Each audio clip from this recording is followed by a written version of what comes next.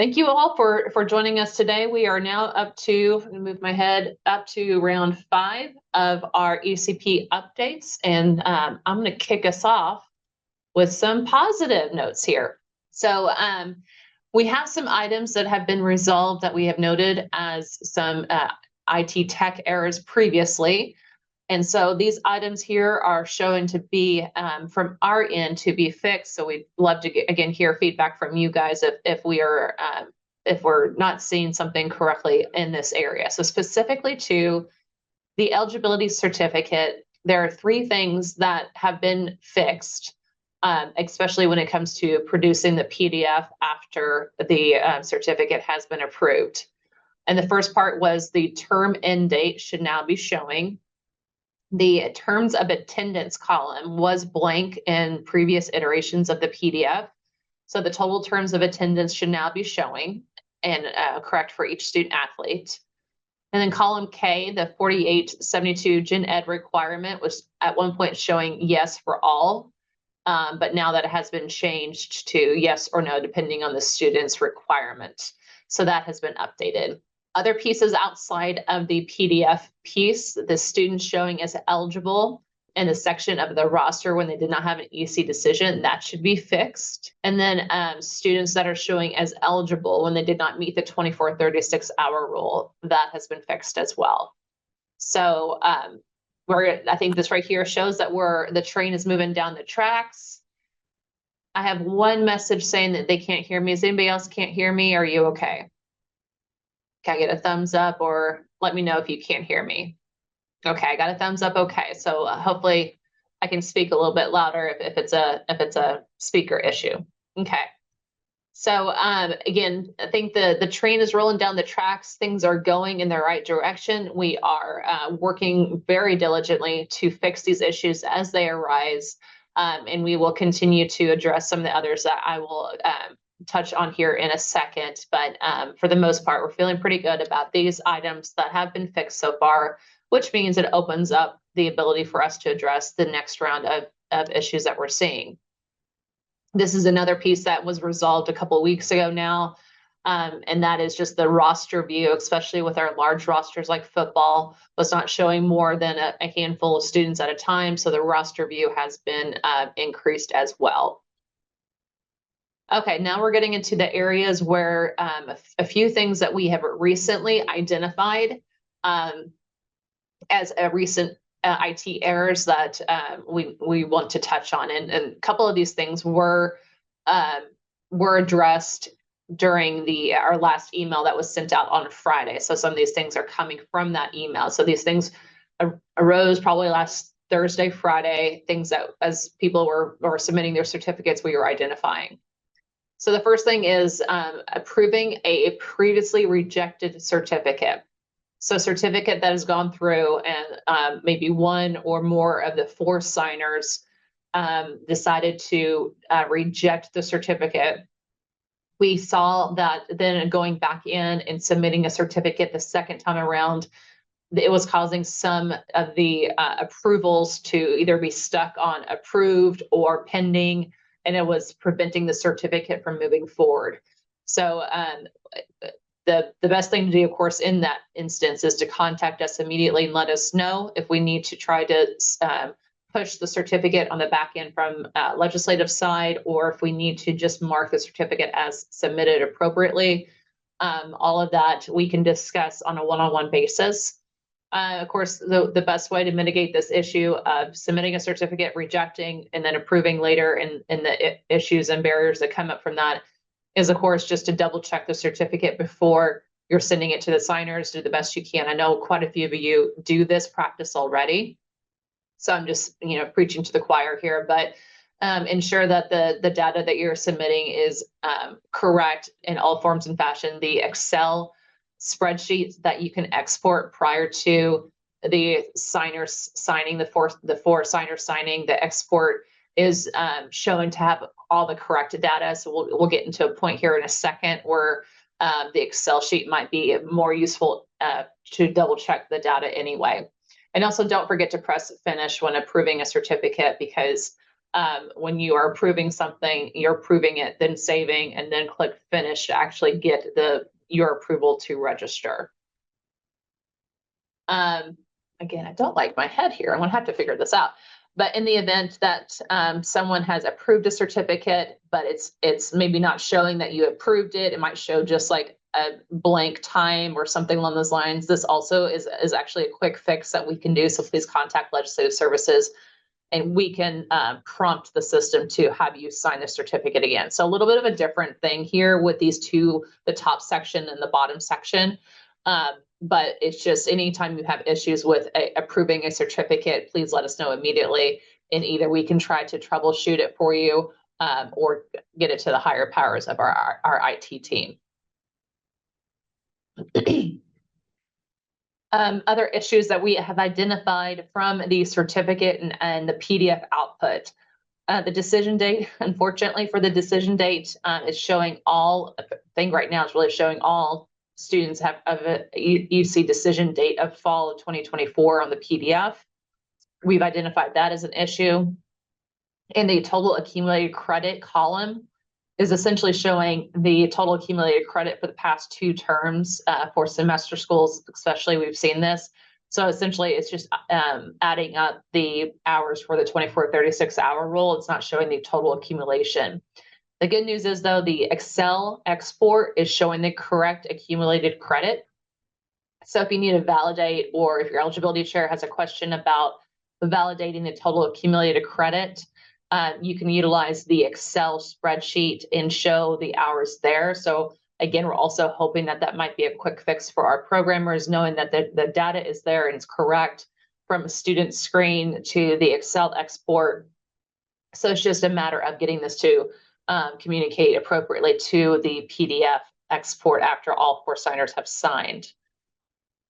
We also have identified that if a student has an exception, so let's say the 12-hour enrollment rule exception that is marked on the student's profile, it's not showing on the PDF right now. So if they have like the exclamation point or italics, I can't remember the note, they should have next to their name to say that they're properly meeting this exception. That is not displaying on the certificate, nor is the comments that should be marked as show on certificate are not showing on the PDF as well. So we're making notes of that and getting this over to our IT team and our programmers as soon as possible to work on these items here. Also, the ability to place a student on hold. Again, we see this a lot more with the transfer students and the TPS. When let's say an FAR or registrar wants to put in partial information and they are a transfer and they want to hit transfer, they want to put the student on hold to finish the information. Unfortunately, at this time, the on hold piece is not allowing the data to save fully, especially if the transfer box is checked. It's either forcing you to put all information in or you might lose the information. Another issue with the on hold is let's say that they're not a transfer, but you put in all information for that student, want to press on hold and save. And I think in process wise, the person doing this would like to see that the student is either ineligible or in progress still.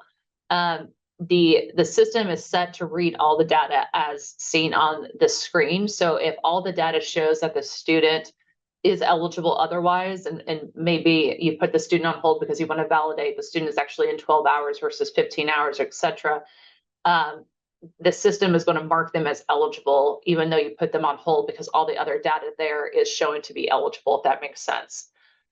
So unfortunately, at this time, the on hold piece is not working as intended, but we're, again, have this on our radar to continue to work with and fix. But just bear in mind, either if you want to put the student on hold but not ready to be certified, you can make a component of that student's profile ineligible, so that they're showing as ineligible in order to prevent them from moving forward. Otherwise, if you even have them on hold and all other data is showing as eligible, they do have the chance to move forward to a certificate because they are marked as eligible. Again, another little headache that we're working through right now is the ability to enter a contest date prior to the start date of class. So if you have not created your roster yet, go ahead and put down August 1 or as early as you want, August 5th, as the first date of class. It's not going to be a violation of our bylaws, and this will ensure that any contest happening after this start date will actually allow the certificate to move forward. If you've created your roster already and have an issue with moving the certificate forward, you can contact us in Legislative Services, and it'll be a very quick fix for us to change the class start date if needed. Okay, another big thing that we are working through, and that is students that are showing in PlayNAIA but are not transferring to NAIAConnect. So just send us the student's ECID. We are syncing these over manually. We're doing it every couple of hours throughout the day, and definitely we're clearing them out at night to do that. When you go to check again, so if you sent us a message, say this morning, and we add these students to the sync process, and you want to go back later this afternoon to look them up, go to the unassigned students box. That is where they will show up, not in the shortlist section, and search by their ECID in the unassigned students box. That is where you will find them after they've been synced. I think I've gotten a couple of messages of people double checking and said, well, we can't find them after we asked for them to be synced. You might possibly be checking in the shortlist section, but go to the unassigned student section to look up these students with their ECID. Okay. Adding and removing students from a certificate or roster. So as of right now, you should have the ability to add and remove a student from a certificate. Although, as I was typing this up this morning, there was some recent reports this morning that showed some concerns around the process of removing a student from a certificate. I was able to see those students that have been removed from a certificate from my end, but it wasn't showing on the member's end clearly. So to be determined if that's going to be a big issue or something that we can fix internally. But you should have the ability as of right now to remove a student from a certificate. We have blocked the ability to remove a student from a roster, mostly because it happens to where maybe a student's record is connected to the certificate, even though they were removed. The student's record is still there internally. And when you go to remove a student from a roster completely, it will wipe out all associated data of that student. So we hadn't had that as an option yet, although we are testing that here in our back end to work on the ability, excuse me, to remove a student from a roster. So bear with us on that piece. As of right now, the student will maintain on the roster, and then maybe next week we'll have an update to that effect. And just a reminder, I've kept this in since last week on our discussion of due diligence. And this is really to the second point, is that we aim to create a text system that really supports our members and clearly identifies all ineligible students. And so again, we definitely want to do that. We want to support you all with this technology system to certify your student athletes, but not everything is going to be, especially during these growing pains problems, not everything is going to be solid and bulletproof. So please do your due diligence to identify that the student athletes are in fact eligible. They're on the certificate before they compete, before we are able to really unleash the full system. And we want to make sure that you all are able to double check and triple check your own data as well. And we'll make sure that our system is going to support you moving forward in all aspects to the best of our ability. A couple of troubleshooting things that we have identified from our members with questions. So when you go in, especially when you're viewing your eligibility certificates, the certificates, your default view typically goes to recently viewed. And if you hadn't recently viewed a certificate yet, this whole screen could be blank. So that's caused a lot of concern from our members. So make sure in the top left corner, always change your viewpoint, whether you're looking at eligibility certificates or maybe you're looking at rosters. If you're an FAR or registrar and you have numerous rosters to look at, you can always change your view to all, and that will populate everything for your institution. And that way you can make sure you're checking things that are maybe pending instead of have been created or have been submitted, especially when you go to your certificate views. We also understand from a viewpoint, you can kind of see a little bit between these two screenshots that the recently viewed table has a very abbreviated table, whereas when you go to view all, the table expands and you can see like eligibility certificate, roster, and sport name, where you don't really see sport name in this very condensed recently viewed. This is also going to be a tech enhancement that we're going to work on shortly, to where all viewpoints will show the full gamut of the information like it is on the right-hand side of the screen with a view all. So we definitely have understood that that is a pain point as well. And we want to make sure that you're able to see kind of which roster you're looking at, which sport in either view, no matter if it's just a recently viewed versus all. Again, troubleshooting on the signing process. If the person hasn't received an email, the best route to go is really, we push them all to simply log into your account to view the certificate and to approve it. It's not very mobile friendly, so please try to have a laptop available to do this. Again, on rare occasions, a coach may have issues with their permissions. Please contact us if that is an issue where they are not able to see anything. And that is, like I said, an issue with their permissions. That's a very quick tech fix on our end so that we can help you with that piece. And also some members have duplicate accounts, most likely an issue with their emails or their roles. So contact us and we will look to see if there is an issue with a duplicate email account or different emails that you're using to access the information. And yeah, again, we are still working on the back end of editing and adding staff members. We have that still, the restriction it has not been lifted for our athletics directors. So please continue to contact us. If we need to add a coach or add a role to a person, we'll help you with that as soon as possible. But we're getting to the point very soon to where we can open this up to our members to add and edit their staff members. This list hasn't really changed the past couple of weeks with the enhancement phase and the next phase of updates, clearly marking that a certificate has been submitted after the date of first competition. That is not very clear as it stands right now, so we want to make sure that that is clear. The certificate export right now does not include a student's ID, institution's ID, and we've heard, especially from our registrars, that that's a very important aspect so that the registrars can double check the data with the students. So we want to work on that piece as well. Identifying that a roster is a varsity roster or JV just in the roster view itself. Members request to have a printable roster view before moving into the certificate process, where we've heard that request and want to act on that as best we can, as well as an ineligible student athlete worksheet. We want to make sure that we are able to add that aspect in, but we're earmarking that for the enhancement phase here in a couple of months once we get through the hump of the first go around. Okay, that's the ECP section updates. Quickly, just one or two things on rules education updates. Again, if you are an athletics director or really anybody that's on this call that's been tasked to double check if your staff, your fellow colleagues have all completed the required rules education training for all members is due by October 1st.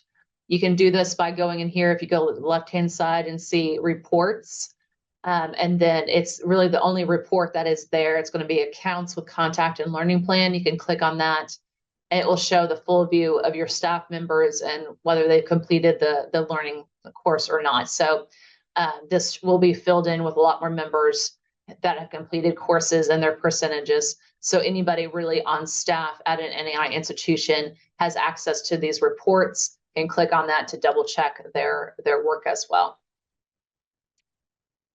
Some repeat reminders. Again, we have our legislative forms online on our webpage, where you can find a copy of the certificate of clearance, because our ECP system will not automatically provide that certificate of clearance. So we have a paper form you're welcome to try or utilize your own system on campus. We also have the paper form of the transfer player eligibility statement that's updated, and competitive experience review, and a sample tracer. So we'll have this information here on the forms page to utilize for your certificate and certifying purposes. Okay, so I'm gonna stop there. We'll continue to have our updates every Tuesday, I think through September 17th at noon Central, with these updates of what has been fixed and what we're currently working on. Again, here's how to reach us. This will be posted. We got a little bit behind, but we're going to post last week's presentation and this week's presentation on our legislative services page. So I'm going to stop right there and open it up for any questions you might have in the Zoom chat, or if you want to unmute yourself and we can try to help troubleshoot any questions. Ms. Brenda, how are you doing today? Hi. It's Ashley Curry. I was contacting because some of our members did complete, and I was in their office when they completed. However, on the report, it shows that they're still in progress. I have had them to go in to repeat it, but it's still saying for a couple of our one of our coaches and also our register. Okay. But I can tell you that they completed it. But it, it shows on their side completed, but on the report, it does not show that it's completed. It just say in progress, and it has like 70% or 20 certain percent. And this is with the rules education, I'm assuming. That's correct. Yeah. Can you share your school with me? Stillman College. Okay. I'll double check this here when we get off after a little bit, but my guess is what's happening is when you go and go through the process to do the course modules, it will show us completed the course modules, and there is actually a quiz at the end of each course module, but there's an exit quiz that's attached to it that's separate. So you might want to double check that they've done the actual exit quiz. That's a double, like kind of some open-ended questions on the whole process itself. That should be the part that will mark that the course has been completed. Okay, I will. Yeah. I'll follow up with that. Thank you. Yeah, so we had somebody else chime in that happened to them as well. They thought they completed everything, but they needed to go back in and do the survey at the end to receive the completed response. So please let us know if you're in the same boat and need help with the completion of the courses and things like that. We've also got a couple of reports that and I need to address some that are in my inbox right now of they're kind of stuck with their progress, and like the tech process won't let them move forward. So that's something that we can reset for them. So let us know if you have any issues. Yeah, Katie, we touched on this a second ago, the update on managing or adding, removing personnel in the athletics department. It's still restricted right now for our members to do that. So we will work on the back end, some of the updates, hopefully soon, to open that up to our members by next week. Okay.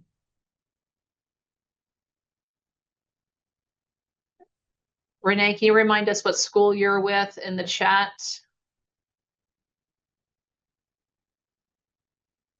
Okay, Renee, we are going to follow up with you on your view.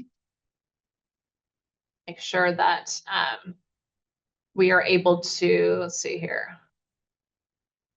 Okay, good. So Morgan said she'll do that. She'll help follow up with Renee on her ECP certificate view. And Scott R., our IT guy, has added some comments in here about adding and removing personnel. So for Alan's question, is it correct that if a coach does not complete the training, they will not get the email to approve a certificate? I don't think that's correct. The training aspect, if we're talking about the rules education training, is separate component altogether, even though it's on the NAIAConnect web base, it's a separate tech platform kind of altogether. So that part is not tied in, especially right now where we've extended the deadline to do all the testing to October 1st. Coaches should be able to go in and approve their certificates or receive emails regardless of their testing. So to Brian's question, yes, we had it written in the bylaws that a coach and everybody really there at an NAIA school is supposed to complete the training before the first game. But due to the issues that we were facing with adding members and adding people to NAIAConnect, we had to pause that really strict deadline, and then that will occur again next year. But for this year, we're extending the deadline to October 1st so that we're able to allow everybody to be added to NAIAConnect with no issues.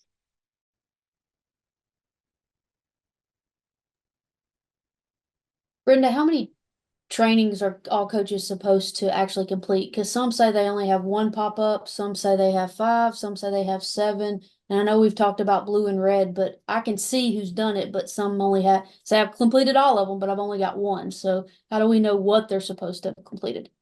Okay, so again, so when you go and look at the available courses, you have, it depends on your viewpoint. Some people will see both red and blue courses. The blue courses are just optional.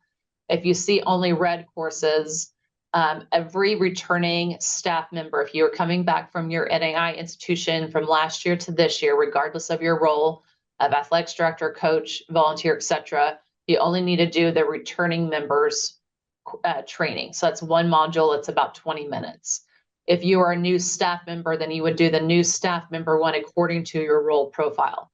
If you're a new coach, you do the new coach one that's also associated with the new athletics trainers and SID. If you're a new AD, you have your own section. So that's how you would go about understanding which course you would have to do. Okay, thanks. And Matt, to your question, yes, you will do the required training every year. So next year, when you come back, you will do the returning members training.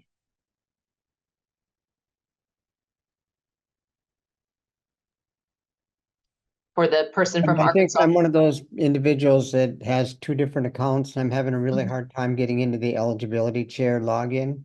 Okay. I'm logged out of my FAR account, but when I try to log into the eligibility chair and I go nsaa.naia, it will not take any password that I try to put in. Any solutions? So that one might be what we have noticed on our end is to open up a completely different web browser window, especially if you're trying to open up both the eligibility chair and your view in the same, like for my purposes, I have Chrome and I'm using 2 different tabs in one window of Chrome. They're kind of speaking to each other and causing that issue. So under Chrome, they have the ability to do like an incognito window to separate the 2. You can, like you said, try to log out of one, but make sure you're in separate internet browser windows completely. Or you might play around with opening one up in Chrome and another one in Firefox or something along those lines to see if that will also help. I know, sorry, Dave. We'll figure this out and help you. Okay, thank you. We won't send you to the Apple store to get a brand new computer yet.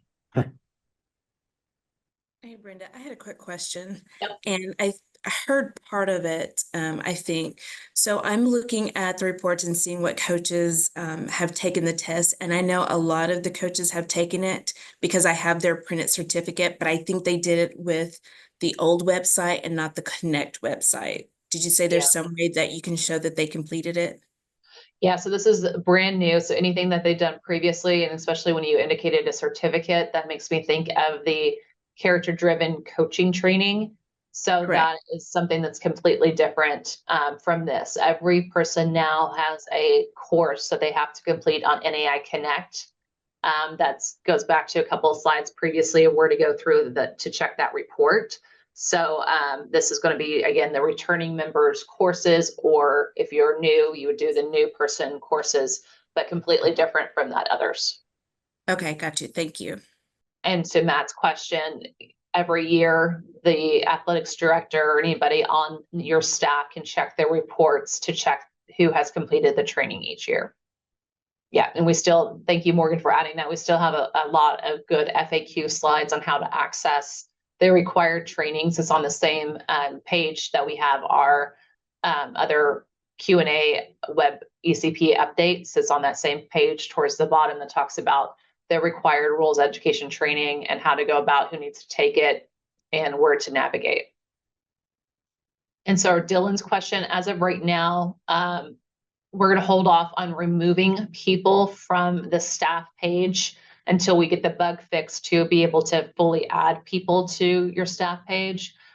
So yeah, we'll flag that, Dylan, and come back to the ability to remove staff members. I'm hoping that since it's gotten a little bit quiet, that we have identified everybody's concerns right now. Again, we're working very diligently to add and update these different pieces that I talked about earlier. Next Tuesday, I'll have more updates as we move forward to see where we're at with some of these fixes.